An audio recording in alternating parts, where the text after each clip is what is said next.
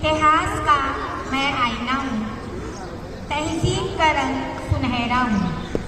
गंगा जमुना मेरी आंखें हैं, मैं नए भारत का चेहरा हूँ।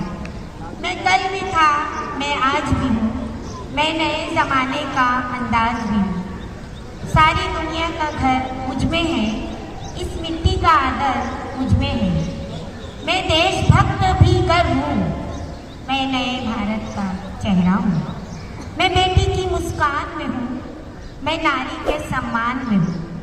मैं ज्ञान और किसान में हूँ, हर वीर और जवान में हूँ। मैं सरहदों का पहरा हूँ, मैं नए भारत का चेहरा हूँ।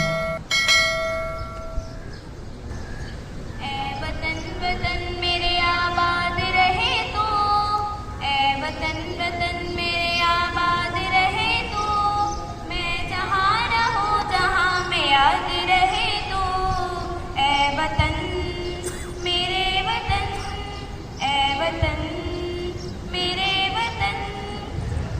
ऐ गुजरने वाली हवा बता, मेरा इतना काम करेगी क्या।